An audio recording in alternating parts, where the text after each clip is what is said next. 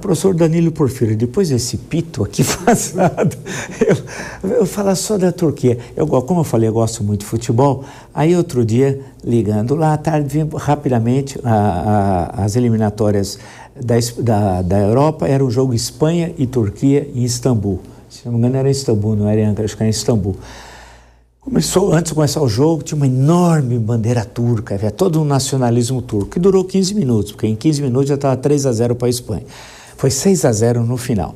A Turquia não é tão ruim assim, né? Vale lembrar, porque quem acompanha futebol, que a Espanha é a melhor seleção do mundo hoje, mas foi um show. Os primeiros 15 minutos eu parei, eu falei, já tá bom esses 15 minutos, que eu fiquei realmente abismado pelo belíssimo futebol da seleção espanhola. Agora, o curioso é o caso da Turquia, né?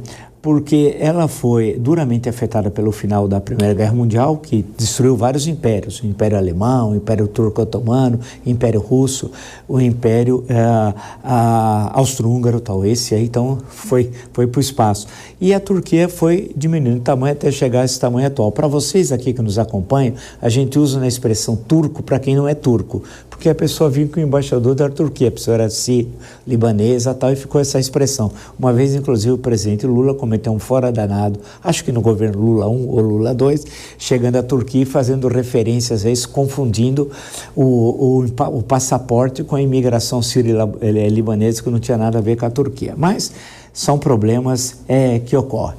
A questão da Turquia, o embaixador lembrou a presença da Turquia na África, inclusive na Líbia. Se a gente olhar os conflitos que tem hoje na Líbia, que a Líbia não tem governo central já há um bom tempo, né? É uma confusão danada. Tem pessoas sentindo saudade do Gaddafi.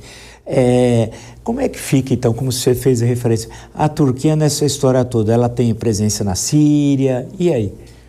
A Turquia, então, o senhor estava falando da origem da Turquia moderna contemporânea. Isso, né? Nós temos que lembrar que a Turquia resulta de dois fenômenos: o colapso do Império Otomano por meio da derrota na Primeira Guerra Mundial e a sujeição da sua Versailles, né, que é o Tratado de Sèvres, né? Perfeito. E, obviamente, a insurreição militar dentro das forças otomanas, nacionalistas turcas, sob o comando do coronel, né, Atatürk, né, que cria um governo secular, radicalmente secular, relacionando a ideia de Islã político como obsoleta, ultrapassada, né? Tanto que eu sempre digo isso aos meus alunos, né?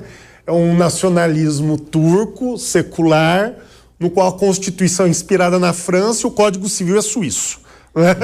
Então ele importa essas referências. Nós vamos ver no governo professor Erdogan duas personalidades.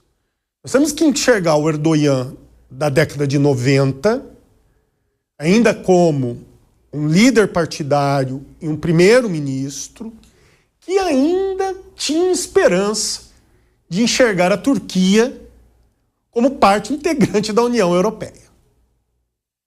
E foi convidada a o quê? Desconsiderar esse projeto. Então nós temos que lembrar, né, o discurso, professor Rubem, do Habermas e do próprio Ratzinger, né, Papa Bento XVI, falando da ideia do quê? Da incompatibilidade da Turquia dentro desse espaço político europeu ocidental, etnocêntrico. Vem o segundo momento. A ascensão de uma retórica otomanista, neo-otomana. O Erdogan defende a ideia do quê? Da restauração de uma grandeza turca pelas tradições do Império Otomano. É uma vertente daquilo que nós chamamos de neocalifismo. Restaurar a grandeza pelas próprias tradições. E é aí que o quê? A Turquia começa a assumir um papel de ação dentro do Grande Oriente Médio. Primeiro, um processo de resistência contra as ações, certas ações de Israel, encampando para si o quê? A defesa da questão palestina. Devemos lembrar que antes do governo Erdogan, a Turquia era um dos principais aliados de Israel. É verdade. né, um dos principais aliados de Israel. A Turquia se torna uma referência, professor, inclusive na Primavera Árabe, para o quê? A Irmandade Muçulmana como modelo de governo. O presidente Mohamed Morsi enxergava o modelo ideal de democracia islâmica, a Turquia. E não encontrando um espaço dentro do Oriente Médio regional, ele começa a agir o quê? Em outros ambientes do mundo islâmico. Ele tenta um processo de aproximação e de mediação com o novo governo talibã, o novo agora, talibã, no Afeganistão. Não é bem sucedido. Há o quê? Tem uma presença hoje no norte da Síria, mas por interesses, professor Vila, próprios, a questão dos curdos. Tem um bom alinhamento com o Catar, o mesmo Catar que abriga a Irmandade Muçulmana hoje. E uma coisa que eu quero fazer um parênteses aqui. Sim. Sobre o ataque do Catar, israelense contra o Catar. Há inexoravelmente o aval americano. O sistema de defesa do Catar, como espaço estratégico norte-americano na região do Golfo Pérsico, é o Patriot, que é administrado pelos americanos. Não funcionou no ataque contra Israel. Ao meu ver, há uma justificativa. Uma dissuasão do Catar em relação ao quê? Ao distanciamento do país com lideranças da Irmandade Muçulmana, com lideranças do Hamas. E por que digo isso, professor? Porque ainda no primeiro governo Bush, a questão do Al Jazeera e desse alinhamento custou o quê? O isolamento do Catar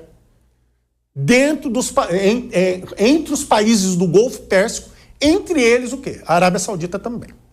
Então foi uma dissuasão. E para finalizar, e a tentativa o quê? De aproximação da Turquia dos povos ou dos países muçulmanos do norte da África. Sempre voltamos à questão do Grande Oriente Médio. Sobre a Líbia, entregue aos senhores da guerra. Culpa, diversos. Entre eles, miopia ocidental.